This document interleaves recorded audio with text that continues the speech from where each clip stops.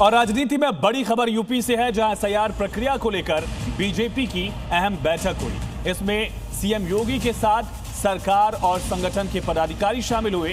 इस दौरान सीएम योगी का संदेश दरअसल साफ था कि कोई भी घुसपैठिया और फर्जी मतदाता वोटर लिस्ट में जुड़ने ना पाए और ना ही किसी योग्य मतदाता का नाम वोटर लिस्ट से कटे।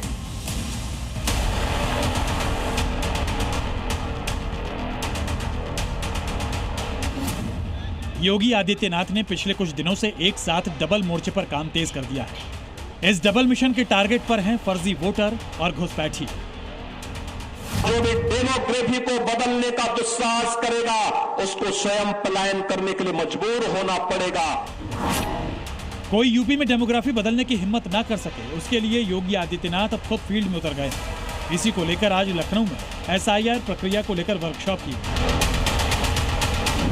जिसमें सीएम योगी आदित्यनाथ, दोनों डिप्टी सीएम, यूपी बीजेपी के सांसद, विधायक और यूपी बीजेपी अध्यक्ष पंकज चौधरी शामिल हुए। पहले वो चर्चा मांगा, हमने चुनाव सुधार के आधार पर चर्चा भी करा दिया। हम चर्चा से भागते नहीं हैं। उसके बाद वो रामलीला में रैली भी कर डाले, तो उनका कोई संतुष्ट करने का कोई हल नहीं। इस बैठक के जरिए यूपी से घुसपैठियों को निकालने का ब्लूप्रिंट तैयार किया जा चुका है। सीएम योगी ने निर्देश देते हुए कहा कि बीजेपी कार्यकर्ता एसआईआर प्रक्रिया में अपना 100% योगदान दें। सभी बीजेपी नेता घर घर जाकर लोगों से मिले। एसआईआर अभियान को समय सीमा में पूरा करने की रणनीति तय करें। योग्य वोटर्स का नाम एसआईआर से जोड़ने में मदद करें। फर्जी वोटर्स की तलाश पर वोटर लिस्ट से नाम कटवाएं। तो निश्चित तौर पर घुसपैठियों को बाहर होना भी चाहिए और जो भारत का नागरिक है, भारत के नागरिक को ही वोट का अधिकार भी होना चाहिए। जो 2003 के वोटर लिस्ट को जैसे फ्रीज किया है, तो जो लोग नहीं होने चाहिए वो वोटर लिस्ट में फिर ना हो। विपक्ष के पास बांग्लादेशी घुसपैठियों का वोट बैंक है। चुनाव आयोग ने शानदार प्रयास कर रहा है कि घुसपैठिए बाहर निकाले जाए, जो रियल में भारतीय उनको वोट में भागना चाहिए। मुझे लगता है एक शानदार प्रक्रिया है, शानदार एक प्रोसीजर है, जिसके माध्यम से ऐसे सभी घुसपैठियों को बाहर करने का क्रम जारी होगा। उत्तर प्रदेश में पहले से ही फर्जी वोटर्स को ढूंढने के लिए एसआईआर की प्रक्रिया चल रही है। एसआईआर की स्पीड धीमी ना पड़े, इसके लिए सीएम योगी ने अभी तक कई बैठकें की। भारत की डेमोग्राफी को बदलने के लिए हर प्रकार के छल और छद्म का सहारा लेकर के अपना ताना भी और अपना बाना भी बदल करके भारत की आत्मा पर प्रहार करने का प्रयास कर रहे हैं। जहां भी बांग्लादेशी घुसपैठिए मिलेंगे, रोहिंग्या देश में घुसते दिखेंगे, योगी फोर्स उन्हें बख्शेगी नहीं। सीएम योगी का मैसेज लाउड एंड क्लियर है। यूपी में घुसपैठियों को हर हाल में ढूंढो और बाहर करो। जो घुसपैठिए पकड़े जाएंगे, उनके लिए नया ठिकाना डिटेंशन सेंटर होगा, जहां उनको पकड़ कर रखा जाएगा और फिर वापसी का टिकट कटवा दिया जाएगा। ब्यूरो रिपोर्ट, जी मीडिया। और यूपी में अपराधियों के लिए ये वीकेंड किसी चेतावनी से कम नहीं है। सहारनपुर, बुलंदशहर और बलिया, 3 अलग अलग जिले, लेकिन एक ही संदेश कि यूपी में योगी फोर्स एक्शन मोड में है। सहारनपुर में आतंक का पर्याय बन चुके 1 लाख के नामी अपराधी को मौके पर ही ढेर किया गया, तो बुलंदशहर में भी 50,000 का इनामी बदमाश मारा गया। योगी फोर्स के इस वीकेंड चैप्टर की पूरी डिटेल देखिए। योगी फोर्स का एक्शन मोड। उत्तर प्रदेश के अंदर कोई माफिया सिर तान करके नहीं कर सकता है और कोई गुंडा, कोई चक्का किसी बेटी की सुरक्षा के साथ खिलवाड़ नहीं कर सकता है। एनकाउंटर का वीकेंड चैप्टर। अगर किसी अपराधी और किसी माफिया ने जरूरत की तो इसका इलाज भी सरकार के पास है। उसका उपचार ऐसा उपचार करती है कि आने वाली कई पीढ़ियां अपराध करने से डरेंगी। योगी फोर्स का हंटिंग सीजन ऑन। वो सुधर जाओ भाई, सुधरोगे नहीं तो गफलत में मत रहना कि जेल जाएंगे। जेल के पहले जहन्नुम। मैसेज, क्राइम के खिलाफ जीरो टॉलरेंस। मिशन, यूपी को अपराध मुक्त बनाना। एक्शन, वीकेंड पर ट्रिपल एनकाउंटर। यूपी में योगी के धुरंधरों का ये वीकेंड एक खास चैप्टर बनकर सामने आया। संडे के दिन योगी फोर्स ने ट्रिपल एनकाउंटर के जरिए सूबे के तमाम अपराधियों को सख्त संदेश दे दिया। कि आने वाला सीजन यानी नया साल फुल एनकाउंटर सीजन होगा। पहली तस्वीर सहारनपुर की है, जहां योगी फोर्स ने 1 लाख के इनामी बदमाश को एनकाउंटर में ढेर कर दिया। दूसरी तस्वीर में कहानी वही है, लेकिन जगह बदल गई है। बुलंदशहर में 50,000 के इनामी अपराधी को योगी फोर्स ने मुठभेड़ में मार गिराया। और तीसरी तस्वीर बलिया की है, जहां हाफ एनकाउंटर के बाद यूपी पुलिस ने हत्याकांड में शामिल 5 आरोपियों को दबोच लिया। 1 लाख का इनामी 30 संगीन मामलों में वांटेड, जिसकी तलाश में यूपी पुलिस महीनों से खास छान रही थी। अपराध की दुनिया का वो कुख्यात चैप्टर आज योगी पुलिस ने हमेशा के लिए उसे क्लोज कर दिया। यूपी पुलिस को पुख्ता इनपुट मिला था कि सिराज अहमद पंजाब हरियाणा बॉर्डर से यूपी में दाखिल हो चुका है और किसी बड़ी वारदात को अंजाम देने की फिराक में है। सहारनपुर में जब पुलिस टीम ने संदिग्ध वाहन को रोकने की कोशिश की तो सिराज ने पुलिस पर ताबड़तोड़ फायरिंग शुरू कर दी। लेकिन योगी सरकार की जीरो टॉलरेंस नीति के तहत योगी फोर्स ने मोर्चा संभाला। जवाबी कार्रवाई में कुख्यात सिराज अहमद मारा गया। 1 लाख का इनामी बदमाश को मुठभेड़ में मार गिराया है। जब आत्मसमर्पण के लिए कहा गया तो उसने पुलिस पर लगातार कई राउंड फायरिंग की, जिसके बाद एसटीएफ ने उस पर जवाबी कार्रवाई की। सिराज कोई छोटा अपराधी नहीं था। करीब 30 आपराधिक मुकदमे, हत्या की कोशिश, गैंगस्टर एक्ट और एनएसए जैसी गंभीर धाराएं। यूपी के कई जिलों में उसका आतंक था। कहा जा रहा है कि सिराज किसी बड़े नेटवर्क से जुड़ा हुआ था और सहारनपुर में बड़ी वारदात की तैयारी कर रहा था। जिस परिवार पर सिराज के आतंक का कहर टूटा था, आज उसी परिवार की आंखों में सुकून और जुबान पर सिर्फ एक बात, योगी सरकार का शुक्रिया। और योगी बाबा से मिलके हम मिले भी और उसके बाद हमारे वकीलों भी गए मिले, उनका धन्यवाद करते हैं। अब पुलिस प्रशासन को धन्यवाद करते हैं। बुलंदशहर में क्राइम के एक और चैप्टर को योगी फोर्स ने क्लोज कर दिया। 50,000 का इनामी बदमाश जुबैर उर्फ पीटर पुलिस मुठभेड़ में ढेर हो गया। हालांकि अंधेरे का फायदा उठाकर इनामी का एक साथी फरार हो गया, जिसे पकड़ने के लिए यूपी पुलिस इलाके में ताबड़तोड़ कॉम्बिंग ऑपरेशन चला रही है। मेरठ का रहने वाला जुबैर बुलंदशहर देहात थाने में लूट के कई मामलों में वांटेड था। जुबैर पर लूट, डकैती, चोरी और गैंगस्टर एक्ट समेत 47 से ज्यादा संगीन मुकदमे दर्ज थे। यह वर्तमान में बुलंदशहर के कोतवाली देहात और गुलावटी से वांछित भी चल रहा था।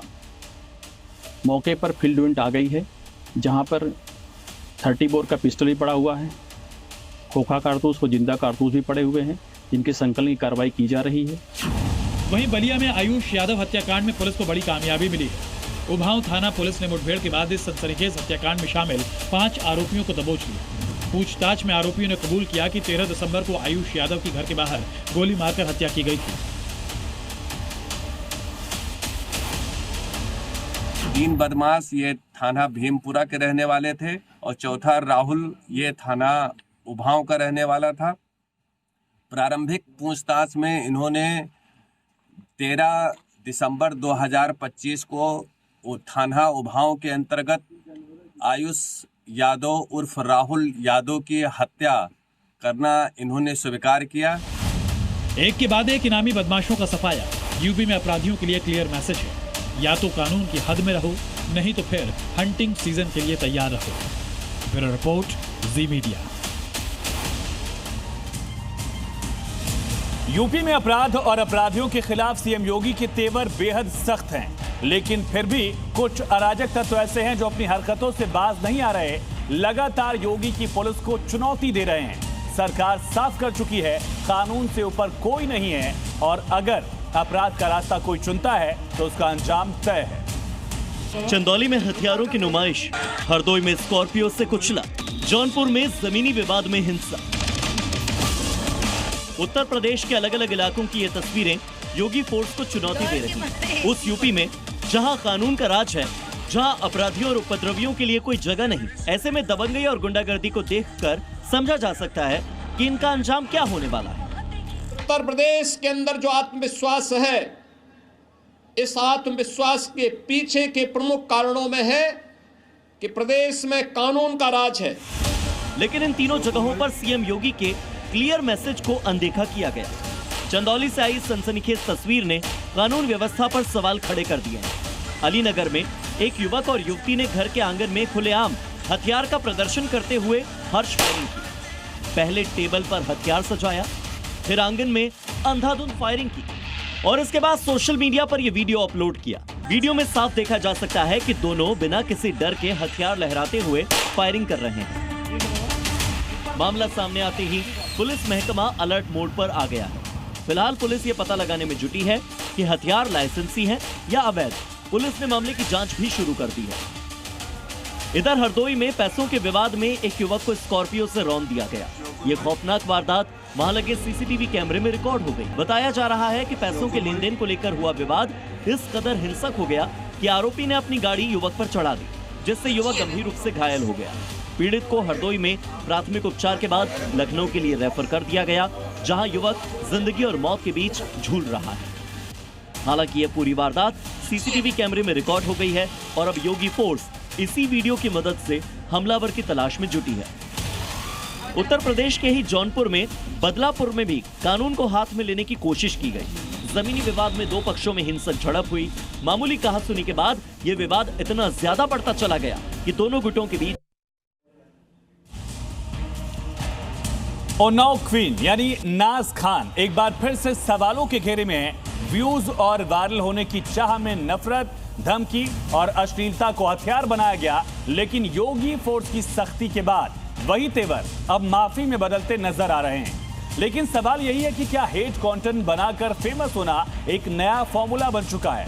लेकिन उत्तर प्रदेश में ऐसे लोगों पर योगी फोर्स की पूरी नजर है, पैनी नजर है। गलती वो मानी हम लोगों से, हम लोगों ने चले गए, उसके बाद फिर थाने से जाने के बाद भी कमेंट हम लोगों को ऊपर मार रही हैं। मेरे जान का मारने की धमकी दे रही है और मेरे जान का खतरा है। जो किन्नर समाज के लोग होते हैं उन्हें भारत में अपने बहुत सम्मान दिया जाता है। उन्हें किसी ये गलती हुई है जिसके लिए मैं उनसे माफी मांगती हूँ।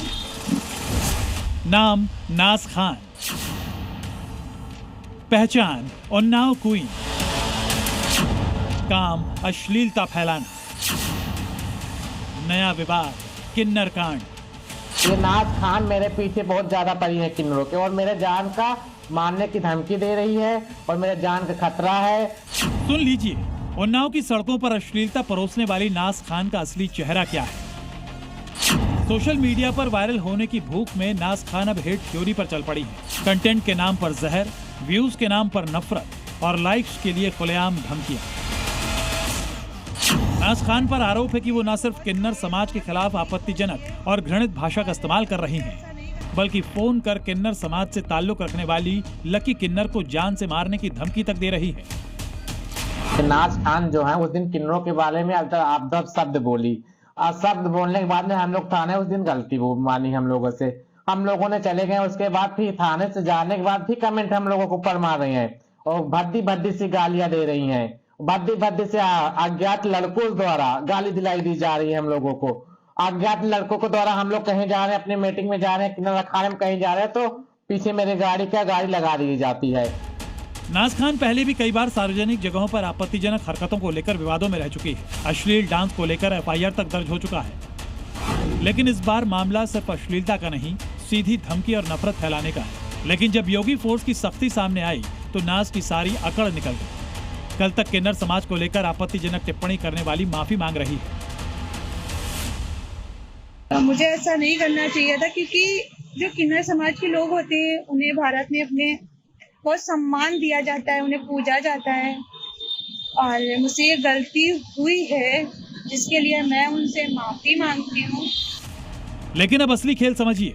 पहले हेट कंटेंट बनाओ, जब नफरती विवाद पर बवाल बढ़ने लगे तो मौका देखकर माफी मांग लो और उसके बाद फिर से अपने अगले मिशन में जुट जाओ, यानी फिर से वही हेट वाली पोस्ट। शब्द बोलने के बाद हम लोग थाने उस दिन गलती वो मानी हम लोगों से, हम लोगों ने चले गए, उसके बाद फिर थाने से जाने के बाद भी कमेंट हम लोगों को ऊपर मार रही हैं और भद्दी भद्दी सी गालियां दे रही हैं। आपको बता दें कि नाज खान गदना खेड़ा उन्नाव की रहने वाली है। वो सोशल मीडिया प्लेटफॉर्म पर उन्नाव क्वीन के नाम से वीडियो बनाती है। उसके सोशल मीडिया पर हजारों फॉलोअर हैं। नाज खान सोशल मीडिया पर आए दिन डर्टी टॉक और डर्टी डांस के वीडियो अपलोड करती है। अब पुलिस ने नाज खान पर एफआईआर दर्ज कर जांच शुरू कर दी है। तो क्या नफरत से कमाई हेट कंटेंट का पूरा खेल है? और सबसे बड़ा सवाल यही है कि क्या सोशल मीडिया पर फेमस होने के लिए कानून की लक्ष्मण रेखा पार करना अब एक नया ट्रेंड बन गया है? लेकिन योगी फोर्स की नजर भी नफरती गैंग पर है और ऐसे हेट फैलाने वालों की इलाज की भी पूरी तैयारी हो रही है। ब्यूरो रिपोर्ट, जी मीडिया। धर्म और आस्था की नगरी हरिद्वार में एक नए विवाद ने तूल पकड़ लिया। दरअसल यूपी पर्यटन विभाग के गंगा किनारे क्रिसमस इवेंट को लेकर हिंदू संगठनों ने विरोध जताना शुरू कर दिया है। यहां तक कि तीर्थ पुरोहितों ने चेतावनी दे दी है और कहा कि इस तरह के आयोजन को बर्दाश्त नहीं किया जाएगा। इस प्रकार के कार्यक्रम गंगा के तट पर आयोजित नहीं होने देंगे। गंगा आरती वाले घाट पर सेंटा का क्या कहा? शिवनगरी हरिद्वार में सेंटा की नो एंट्री। पूरी दुनिया पर क्रिसमस का खुमार चढ़ा हुआ है। क्रिसमस ट्री सजाए जा रहे हैं, लेकिन यूपी पर्यटन विभाग के हरिद्वार में क्रिसमस मनाए जाने का विरोध शुरू हो गया है। तीर्थ पुरोहितों ने इस आयोजन के खिलाफ मोर्चा खोल दिया है। दरअसल यूपी पर्यटन विभाग 24 दिसंबर को हरिद्वार में गंगा के किनारे स्थित भागीरथी होटल में क्रिसमस का आयोजन कर रहा है। इसको लेकर बाकायदा कार्ड भी छपा है, जिसमें भागीरथी होटल में 24 दिसंबर को बनने वाले क्रिसमस इवेंट को लेकर इनविटेशन दिया गया है। इस फेस्टिवल में एंट्री के लिए बाकायदा फीस रखी गई है, जिसकी प्रति व्यक्ति कीमत 2499 रुपए है। इसी इनविटेशन कार्ड को लेकर बवाल मचा हुआ है, जिसमें गंगा किनारे क्रिसमस मनाने की बात की गई है। तीर्थ पुरोहितों ने क्रिसमस को सनातन परंपरा के खिलाफ बताते हुए आयोजन रद्द करने की मांग की है और यूपी पर्यटन विभाग को सख्त चेतावनी दी है। तीर्थ पुरोहितों का कहना है कि जब पूरा देश सनातन की परंपरा को बढ़ाने में लगा हुआ है, तो ऐसे में गंगा के किनारे क्रिसमस के त्योहार का आयोजन किसी भी सूरत में बर्दाश्त नहीं किया जाएगा। किसी भी सूरत में इस प्रकार के कार्यक्रम गंगा के तट पर आयोजित नहीं होने देंगे। वो लोग ध्यान से सुन ले, इस कार्यक्रम को कैंसिल कर दें, वरना इसका कड़ा विरोध वहीं जाकर जताया जाएगा जब पूरा देश सनातन की परंपराओं को आगे ले जाने के लिए प्रयासरत है। आयोजक इस कार्यक्रम को कैंसिल कर दें, नहीं तो इस कार्यक्रम को विघ्न डालेंगे और कार्यक्रम होने ही नहीं देंगे। हरिद्वार का वही गंगा घाट जहां हर दिन लाखों सनातनी श्रद्धालु आस्था की डुबकी लगाते हैं, जहां धर्म, परंपरा और सनातन संस्कृति की सांसें बसती हैं, उसी पवित्र गंगा घाट पर क्रिसमस मनाने की तैयारी को लेकर जब विरोध तेज हो गया है, लेकिन इस मामले में सनातनियों का क्या कहना है, आइए आपको सुनाते हैं। ये हमारी आस्था की मर्यादा के खिलाफ है। आप गंगा तट में पार्टी करना बहुत गलत बात है। आप जहाँ मर्जी वहाँ पार्टी करिए, लेकिन हरिद्वार में ना को वातावरण को दूषित ना करें। वो तो अपना प्रोग्राम कहीं पे भी कर सकते हैं, जरूरी थोड़ी कि हर की पेड़ी पे या गंगा किनारे ही किया जाए। हिंदू धर्म पे हर की पेड़ी पे हम जानते हैं पहले धार्मिक कथाओं का केंद्र रहा है और अभी भी है, भारतीय आस्था का केंद्र है। क्रिसमस के साथ साथ और भी जो प्रोग्राम हैं, जो नॉन हिंदू प्रोग्राम हैं, उनको गंगा के किनारे होने की अनुमति देनी ही नहीं चाहिए। हिंदू संगठनों का कहना है कि क्रिसमस का आयोजन हिंदू भावनाओं के लिए सीधी चुनौती है। हालांकि यूपी पर्यटन विभाग ने इस मामले में अभी तक कोई जवाब नहीं दिया। ब्यूरो रिपोर्ट, जी मीडिया। शिमला के संजौली में मस्जिद का मामला अभी अपने अंजाम तक नहीं पहुंचा। कोर्ट के आदेश के बाद अवैध हिस्से को तोड़ने की कार्रवाई चौथे दिन भी लगातार जारी है और खुद मुस्लिम समुदाय के लोग बुलडोजर एक्शन के खौफ से मस्जिद पर अपना ही हथौड़ा चला रहे हैं। लेकिन इसी बीच जी न्यूज के इन्वेस्टिगेशन में शिमला से 125 किलोमीटर दूर सरकारी जमीन पर 3 और मस्जिदों का खुलासा हुआ और इस खुलासे ने हिमाचल की डेमोग्राफी पर गंभीर सवाल खड़े कर दिए हैं।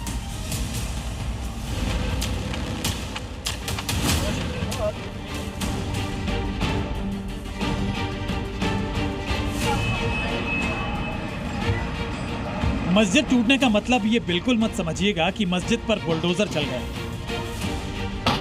और ये भी मत समझिएगा कि यूपी एमपी की तरह पुलिस प्रशासन का भारी दस्ता आया और मस्जिद को जमींदोज कर दिया।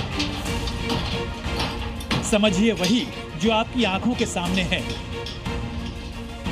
दरअसल यहाँ ना कोई बुलडोजर है, ना पुलिस का पहरा। यहाँ खुद भाईजान संजौली मस्जिद के उस हिस्से को जो अवैध है खुद ही तोड़ रहे हैं। 9 मार्च तक शिमला की संजौली मस्जिद का अवैध हिस्सा मुस्लिम समुदाय या तो खुद तोड़ेगा या बुलडोजर चलेगा। क्या होगा ये फिलहाल तय नहीं है। अभी तो जो सूरत हाल है वो ये कि संजौली मस्जिद का ऊपर का हिस्सा मुस्लिम समुदाय ने खुद तोड़ना शुरू कर दिया है। संजौली मस्जिद के उस हिस्से पे मैं पहुंच गया हूं जहां पर इलीगल कंस्ट्रक्शन हुआ है, यानी अवैध निर्माण किया गया, और इसी को लेकर कोर्ट ने आदेश दिया है कि जो अवैध निर्माण हुआ है इसे 9 मार्च तक जो मस्जिद कमेटी है उसे खुद तोड़ के हटाए, और यहाँ पर जो तोड़ने का प्रक्रिया है वो शुरू हो चुका है। ये तस्वीरें आप देखिए, संजौली मस्जिद का जो अवैध निर्माण हुआ है जिसको यहाँ पर मजदूरों के द्वारा तोड़ा गया है, और इसके ठीक ऊपर का हिस्सा इसे भी तोड़ने के आदेश प्रशासन की तरफ से, कोर्ट की तरफ से दिया गया है। तो क्या डेमोग्राफी चेंज करने की साजिश चल रही है? ये सवाल इसलिए क्योंकि खुद संजौली मस्जिद के आसपास रहने वाले लोग भी कह रहे हैं कि मस्जिद का 2 फ्लोर ही नहीं, पूरी मस्जिद ही अवैध है, जिसे सरकारी जमीन पर कब्जा कर बनाया गया है। सबसे बड़ा सवाल इस बात को लेकर है कि शहर के बीचों बीच ये मस्जिद बनाई गई, इसके साथ साथ शिमला की जो डेमोग्राफी बदलने की बात भी सामने आई, जिसकी साजिश भी रची जा रही है। आरोप लगाया जा रहा है हिंदू संगठन की ओर से, क्योंकि इस शिमला के नेरवा इलाके में जो सबसे आखिरी तहसील है वहाँ भी 3 ऐसे मस्जिद के बारे में जानकारी मिली जो अवैध रूप से बनाई गई। तो ये जो तोड़ रहे हैं आप लोग खुद करवा रहे हैं? हाँ, खुद करवा रहे हैं। कोर्ट के आदेश है 9 मार्च तक का, इसमें आदेश 9 मार्च तक का जी। तो ये 2nd फ्लोर और 3rd फ्लोर वो आप तोड़ लेंगे कैसे? जो इसके बाद? हाँ, ये लास्ट फ्लोर है, 2 फ्लोर।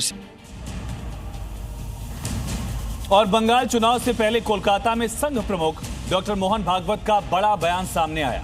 संघ प्रमुख ने कहा कि भारत हिंदू राष्ट्र है और बंगाल में बाबरी पॉलिटिकल साजिश है। देखिए, हिंदुस्तान हिंदू राष्ट्र है भाई। भारत को मातृभूमि मानने वाला, भारतीय संस्कृति पर श्रद्धा रखने वाला और भारतीय पूर्वजों का गौरव मन में रखने वाला एक भी व्यक्ति हिंदुस्तान की भूमि पर जब तक जीवित है तब तक भारत हिंदू राष्ट्र है। तो वहां राम मंदिर बन गया, तो ये मंदिर मस्जिद वाला झगड़ा वहां समाप्त हो गया, बाबरी मस्जिद। अब फिर से बाबरी मस्जिद बनाकर उस झगड़े को रीस्टार्ट करने का ये पॉलिटिकल षड्यंत्र है, मतों के लिए हो रहा है। वही हुमायूं कबीर ने बाबरी मस्जिद पर एक नया पैंतरा चल दिया। हुमायूं कबीर ने मुस्लिम वोटर्स को कहा कि बाबरी तो तभी बनेगी जब 100 सीटें उन्हें मिलेंगी। इसका मतलब है कि हुमायूं कबीर के जहन में पहले से ही क्लियर था, साफ था कि बाबरी उनके लिए सिर्फ और सिर्फ वोट पाने का जरिया भर थी। हुमायूं कबीर कल नई पार्टी का ऐलान करेंगे और उसके पहले साफ कह दिया, वोट दो, बाबरी लो।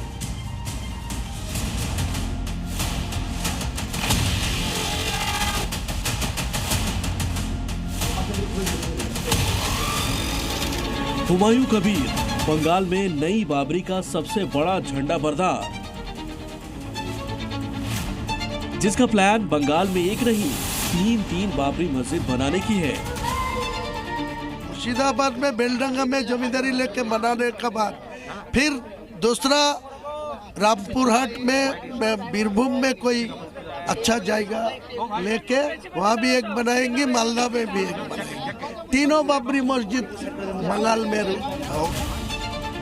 हुमायूं कबीर जो मुर्शिदाबाद में नई बाबरी बनाने की जिद पर अड़ा रहा, बाबरी की खातिर टीएमसी की पार्टी से निकाला भी गया, लेकिन उसी हुमायूं कबीर की बाबरी वाला प्लान एक्सपोज हो गया है। उसने खुद ही ये खुलेआम ऐलान कर दिया कि वोट दो तभी बाबरी बनेगी। পুরো মুসলমান সমাজকে বাংলার আপিল করব যে এই যে বাবরি মসজিদের সম্বন্ধে তাদের যে আবেগ, তাদের ঝা চকচকে মার্বেল দেওয়া মসজিদ থাকতেও এবং 2026-এর 18তম লোকসভায় বিধানসভায় আমাদের পার্টিকে দুহাত তুলে দোয়া করতে হবে, আশীর্বাদ করতে হবে। 100টা সিট আমাকে দিতে হবে, তাহলে বাবরি মসজিদ হবে, ইউনিভার্সিটি হবে, ইসলামিক হসপিটাল হবে।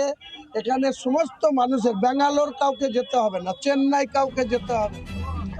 6 दिसंबर को जब हिंदुस्तान में बाबरी को लेकर माहौल संवेदनशील था, उसी दिन हुमायूं कबीर ने मुर्शिदाबाद में बाबरी मस्जिद की पहली ईंट रख दी। तभी से सवाल उठने लगे कि क्या ये धार्मिक आस्था है या सियासी स्क्रिप्ट, लेकिन जवाब कुछ ही दिनों में साफ हो गया। बाबरी शिलान्यास से पहले ही हुमायूं कबीर ऐलान कर चुके थे कि कि वो टीएमसी छोड़कर नई पार्टी बनाएंगे और अब 22 दिसंबर को उस नई पार्टी का औपचारिक ऐलान होने जा रहा है।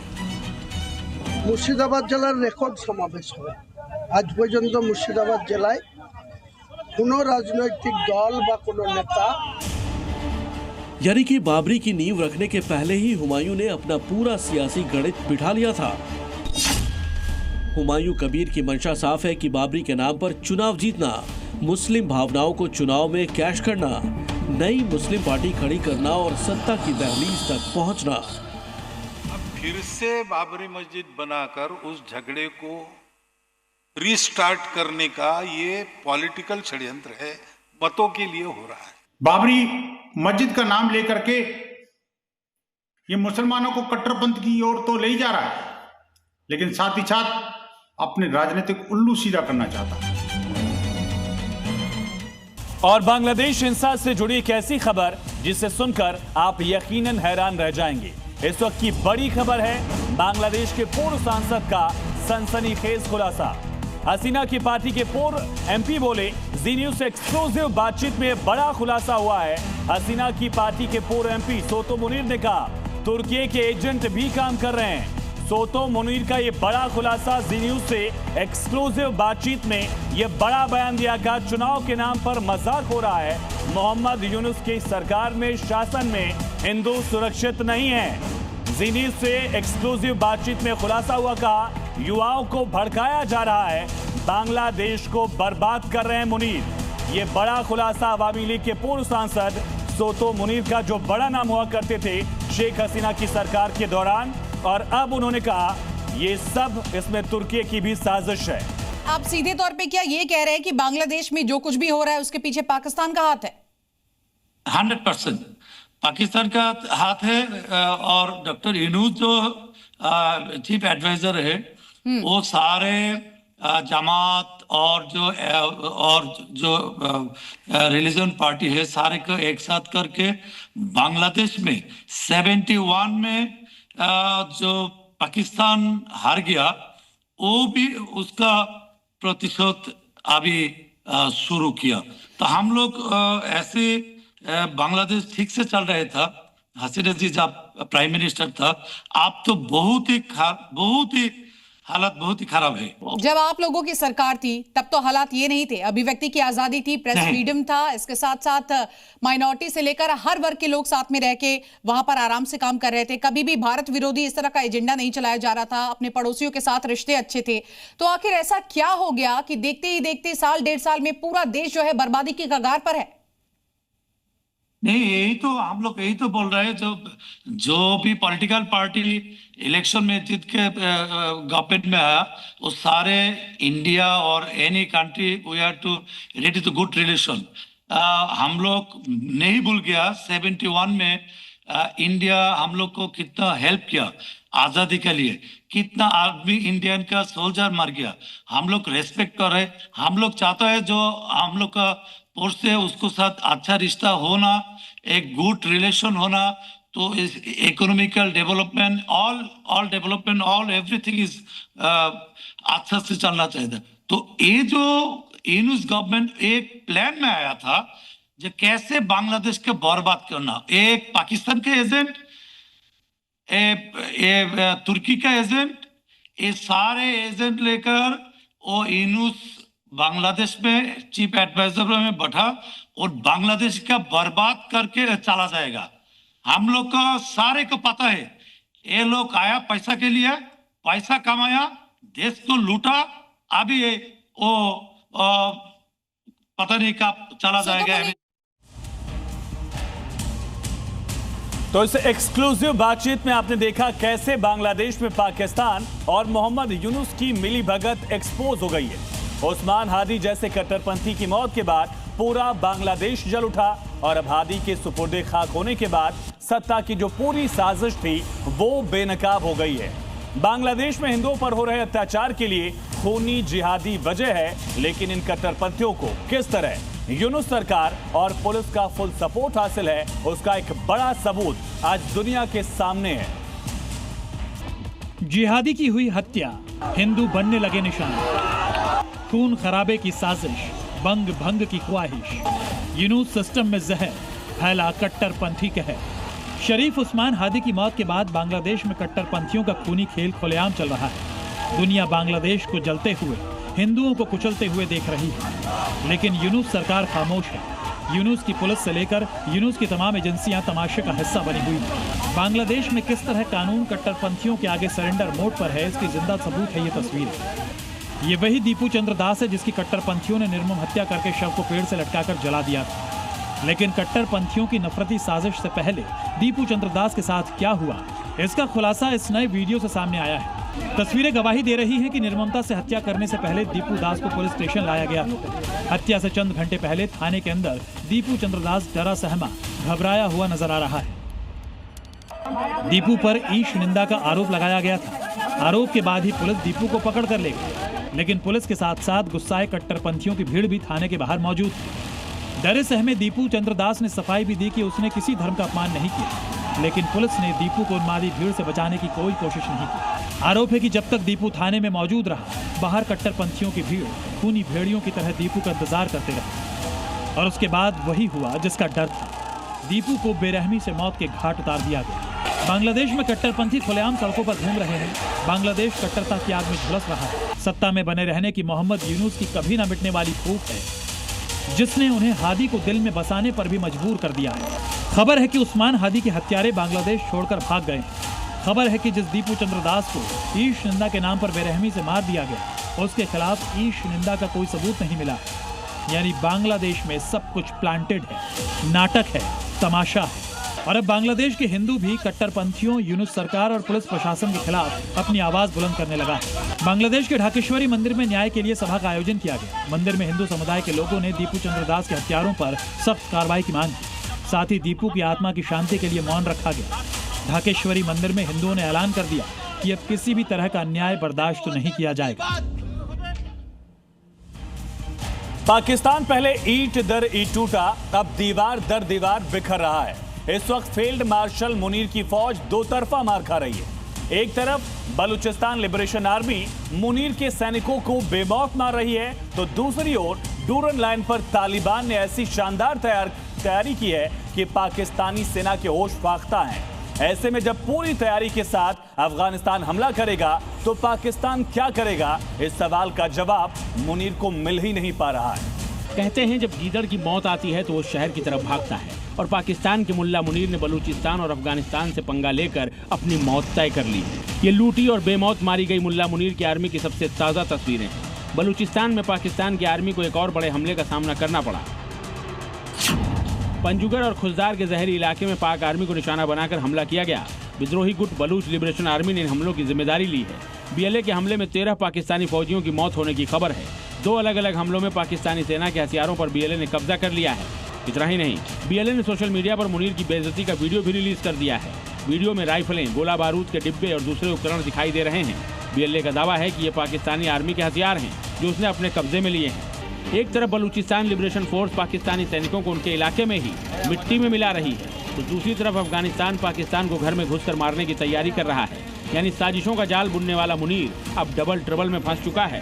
ताज़ा तस्वीर पाकिस्तान अफगानिस्तान के बॉर्डर डूरन लाइन की है। अफगानिस्तान की आर्मी ने डूरन लाइन की ओर जाती सड़कों को दुरुस्त कर लिया है। अफगान आर्मी ने बाकायदा इस सड़क पर चेकिंग पॉइंट बना दिए हैं और पाकिस्तान से सटी सीमा पर पेट्रोलिंग भी शुरू कर दी है। लेकिन पाकिस्तान की ओर से ऐसी कोई तैयारी नहीं दिख रही है। पिछले हफ्ते ही तस्वीरें आई थी जब दोनों देश अपनी फ्रंटलाइन चेकपोस्ट पर भारी तोपें भेजते दिखे थे। हालांकि डूरन लाइन को तालिबान मान्यता नहीं देता, लेकिन पाकिस्तान की तरफ से हो रही साजिशों के बाद तालिबान ने डूरन लाइन से ही पाकिस्तान पर कब्जे का प्लान तैयार कर लिया है। आपको बता दें कि अफगानिस्तान और पाकिस्तान के बीच की 2640 किलोमीटर लंबी अंतर्राष्ट्रीय सीमा है। 1893 में ब्रिटिश भारत और अफगानिस्तान के बीच तय किया गया था। ये सीमा पश्तून और बलूच जनजातियों को विभाजित करती है। इसे दुनिया की सबसे खतरनाक सीमाओं में से एक माना जाता है। डूरन लाइन पाकिस्तान और अफगानिस्तान के बीच तनाव का एक प्रमुख कारण है। हमेशा की तरह इस वक्त भी पाकिस्तान की हालत खस्ता है। इमरान खान के समर्थकों ने पाकिस्तान की आर्मी और सरकार का जीना मुहाल कर दिया है। दूसरी ओर गाजा पीस प्लान को लेकर ट्रंप ने मुल्ला मुनीर को फंसा दिया है और तीसरी ओर से तालिबान पाकिस्तान के खिलाफ खुलकर सामने आ गया है। किसी भी वक्त जंग की सूरत नजर आ रही है। दोनों ओर के सैनिक सीमा पर एक दूसरे के सामने तोपें ताने खड़े हैं। पाकिस्तान अफगान धरती से पाकिस्तान के खिलाफ शुरू किए गए आतंकी हमलों के अपराधियों और सहयोगियों के खिलाफ निर्णायक कार्रवाई की मांग कर रहा है। जबकि तालिबानी शासन का कहना है कि अफगानी धरती किसी के खिलाफ इस्तेमाल नहीं हो सकती। ब्यूरो रिपोर्ट, जी मीडिया।